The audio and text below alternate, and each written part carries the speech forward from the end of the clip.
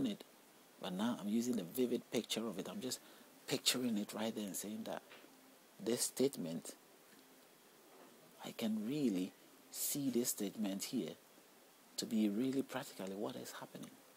What else can I relate it to?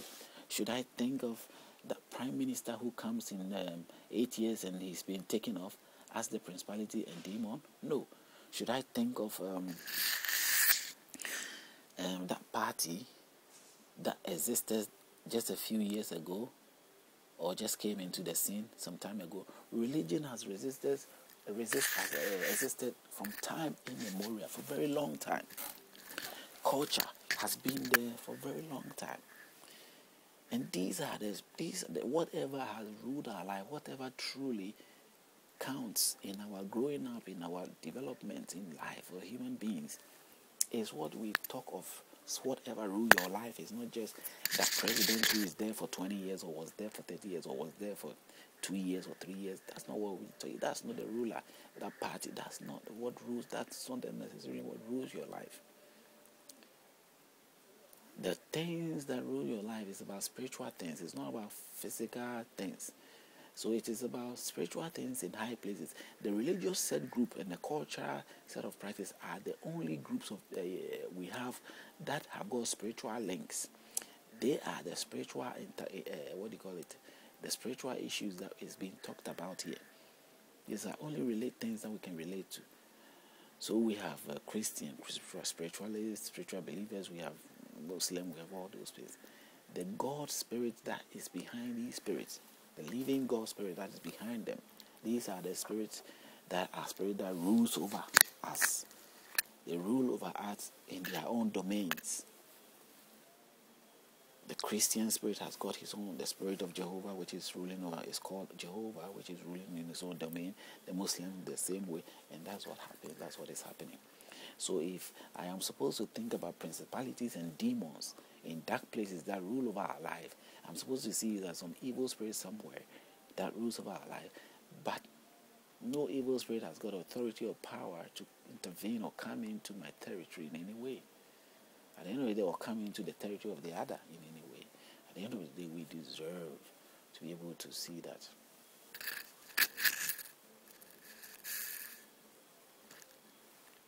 The very problems we face, the very issues that we are struggling every day with, is the very God that you may believe in.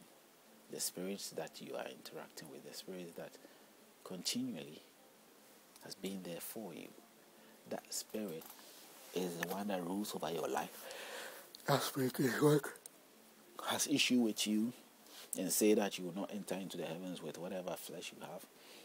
It is that same spirit that comes out to reveal things about you, to tell you that, hey, this is the time limit you've got, or this is what you can do, this is how your life should be. I mean, this is the spirit in action, saying all that he has to say. And that is the spirit you have to look out and say, this is my problem. This is my problem. This is the problem of my life. Because if this spirit or Jehovah is not on my side, it's against me. If the Jehovah spirit is not breathing good things into my life, then he's breathing bad things into my life. Whether he's doing it personally or he's allowing something else to do it, it's still him who is doing it. Because the idea that I opened my life to Jehovah was to be able to do what? To see a balanced life, to see a progressive life. I chose to realize that I could learn, I could move on, I could realize certain things that I've never realized in my life. And this was like a chance, opportunity I had. Now I hope I'm making a point. Now we are in Genesis 11. We've read through a little bit, and we'll have the chance to look through all that we need to look through in the book of Genesis. Yes, along the story, there will be some points that need to be pulled out. I'll pull those points out, to sort of show what I'm trying to say here. It's not an easy task, but I will try my best to do as much as I can to suggest to the good fellows out there that guilt is not necessary. The day you become guilty, that's the day you die. You're killing your soul by becoming guilty. If you can do your best to correct issues with people, correct that issue. But guilt is not a good thing. Guilt is an unhealthy thing. Guilt is not good. Someone who says he's looking to his God. There mustn't be any God that apart from one particular God that we need. The idea of having, all these different gods, Jehovah, Allah, Buddhist, all these different gods. There's no need for all these different gods. But there has become the situation where every tribe has got his own God, his own, fellowship and his own traditional, link to some way or the other.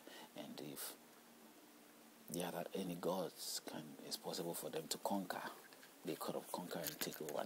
They are all interested in power and control. The same thing happened to Christians, because that is the main reason why. I don't know how it ends up that the storyline are always being blended together. You can see clearly that Christians have a very different advice as to how to do things. So has God. The Quran also have a different advice as to what to do. And the same thing with the Buddhists. The paganists also have got their own rules and regulations they have to live with. So it is something that needs to be brought to mind. People have to really think about it.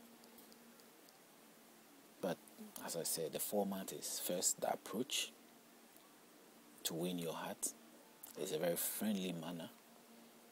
You expect any religious person or any cultural thing that will come to you will not come with just some sort of boom. It will happen in a very respectful manner, in a way that it will be very convincing. And that friendly kind of approach is what I term as being something that is leading you to trap you, but you have to be very careful about it. It may come through people close to you or whichever way, but one needs to be very careful about these things. We don't need to allow these things to just always keep taking over our lives. Maybe they will. There's nothing much one can do about spirits, but we can certainly try our best to live, to survive. We can certainly try our best to refuse and reject. It's worth it than any other, being able to reject or resist anything that is evil, whether it's coming through people or it's coming through directly to ourselves, whichever way. Reject whatever it is that the forces might have against you. It is revealed so many ways in your life or in other lives. I'm sure you have experienced something. And whatever we have experienced, we make sense out of it. We see if we can make sense out of it.